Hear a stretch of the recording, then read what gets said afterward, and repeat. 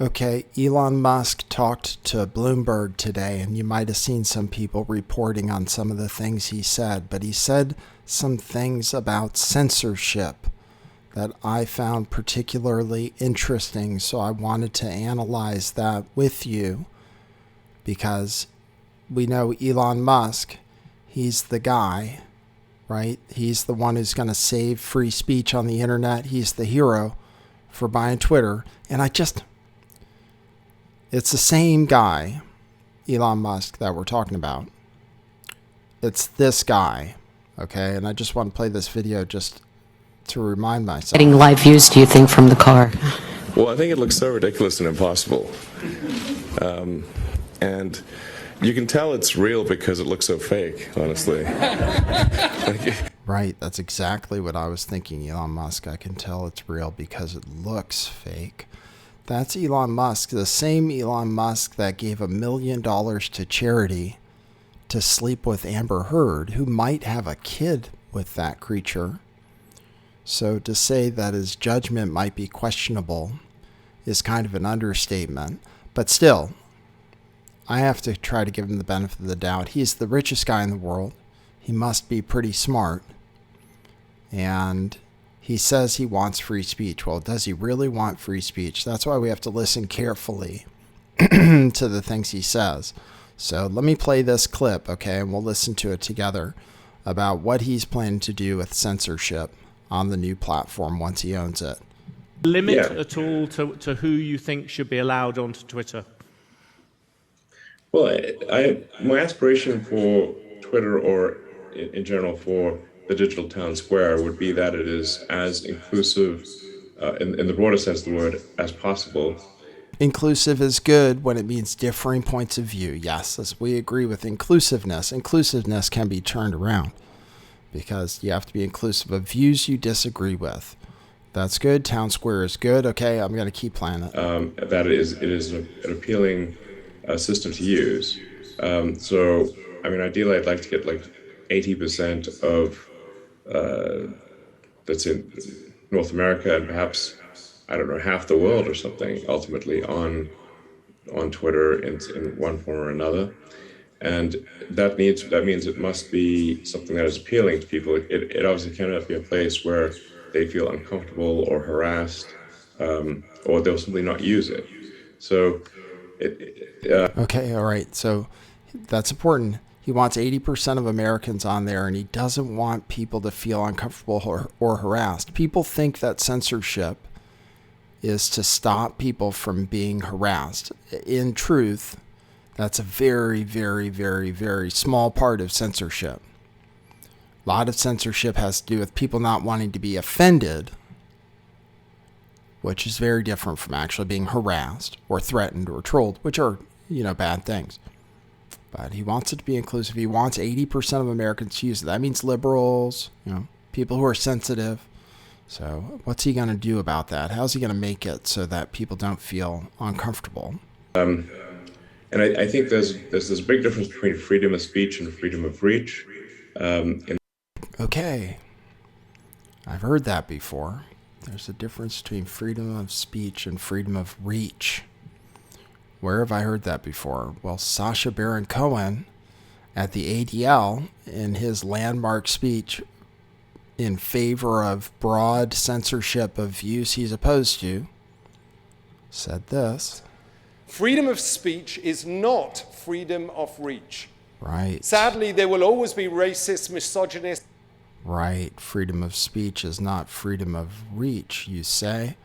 There's this article from Wired. Free speech is not the same as free reach. And this is an article talking about how RT, Russia Today, has too many followers on YouTube because the algorithm recommends them. So free speech is not about free reach. Oh, you're allowed to talk, but that doesn't mean people have to hear what you're saying. So where is Elon Musk going with this? Free speech is not free reach. Sacha Baron Cohen wanted to get people banned off the platform entirely.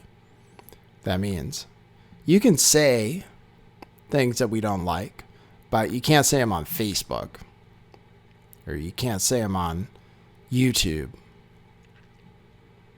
Can't say them on these platforms. You have to be deplatformed. You can say it, no problem. Just, not on these monopoly social media platforms. That's what they've used that term for before. Free speech is not the same as free reach. Okay. What are you going to do? And that one can obviously, let's say in the United States, go in the middle of Times Square and pretty much yell anything you want, and you'll annoy the people around you, but you're kind of allowed to just sort of yell whatever you want in a crowded public place, more or less. Apart from this is a robbery, probably that would get you in trouble. But then that whatever you say, however controversial, does not need to then be broadcast to the whole country. So I think generally the approach of Twitter should be to let people say what they want to do within the bounds of the law, but then limit the who sees that based on any given Twitter user's preferences. Okay. Free speech is not the same as free reach. Go ahead and say what you want, but we're going to shadow ban you. That's what he's saying. He's saying, yeah, you can say it, and you can still be on Twitter, but we're going to shadow ban you. So he is in favor of shadow banning, it turns out, because that's what he's talking about. You can say what you want, but that doesn't mean the algorithm will recommend you to people. So he has a novel solution for it, so it's not all bad. This isn't all about criticizing Elon Musk. You got to have some kind of censorship if you want liberals to be on there, because they get offended easy, and they don't want to see offensive things. So you have to have a setting for those people who are sensitive so that they don't feel offended and they keep coming on the platform. That's just the way it is. So you got to censor, and the way he's going to censor is with shadow banning. Freedom of speech is not the same as freedom of reach. But there's a catch. You can decide if you want to see, if you can decide as the user whether you want to see offensive things or not. So here's the rest of the solution. I'll play it for you. So if your preferences are to see anything or read anything, then, well, you'll get that. But if your preferences are, well, you prefer not to see, comments that you find offensive in one form or another, then you can have that as a setting and not see it. And but I think one way or another, one needs to take this. Okay, I could have called this Twitter is going to have a woke button, because that's what it sounds like to me. And so that means you need somebody out there censoring stuff still, because somebody's going to have to decide what's offensive and what isn't. And then the question is, if you decide to shadow ban content, how do you shadow ban content? Do you shadow ban a person because they're offensive in general?